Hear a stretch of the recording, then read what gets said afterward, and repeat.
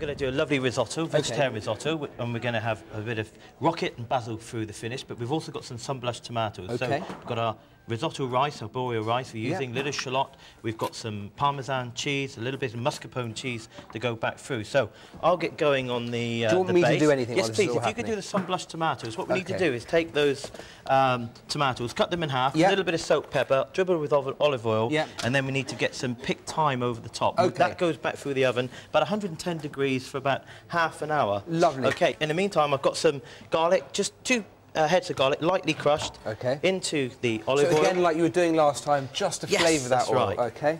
And you can always then go and get them out.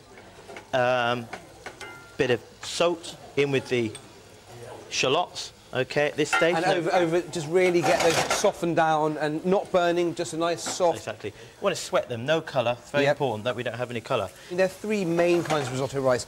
You've gone for the arborio, which is perhaps, would you say, is the most commonly used across the world, or especially across Italy? I think it's the most commonly used and probably the better known of them all. Yeah. And also, it's less forgiving. You know, you can... It takes about 20 minutes to cook out with an arborio rice. So more forgiving to the beginner. That's right. And you know, we talk about al dente, you know, so when you do cook this, you just want a little bit of bite left in the risotto. Okay, so you have... Now, looking at the other ones, the carnaroli, that's my personal favourite. Yes, I like carnaroli. Yes, and good. That, again, gives a good starch, does it? It does. Good less flavour. starchy than the arborio, but again, a lot of people like to use that with seafood, which is nice. And then the violone nano, which is actually a rather different grade altogether. It looks very popular in Venice and it is obviously it's from the south, and they generally make a risotto which is perhaps a little bit lighter, a little sloppier, and they use it slightly differently. Some people also say that arborio is good as a pudding rice. But at this stage, what are you doing with the busted shallots and the rice? So shallots are in. Now it's really important in this stage when you've got the risotto rice in that you seal it so it's very, very hot to touch. That's a very important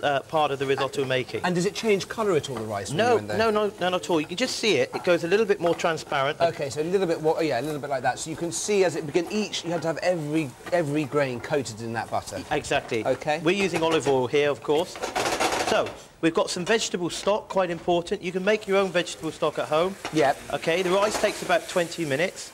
So just a slow cook, and remember, with risotto, Tom, let's keep it stirring all the time. Okay, so that's very important to keep it stirring all the time. The rice is in. The rice is in, and that just is going to now cook for 20 minutes. The vegetable stock can just be made with some vegetables, brought to the boil, cooked out, and that's fine. You can also get a vegetable cube, and that's fine. So that's going to take too long.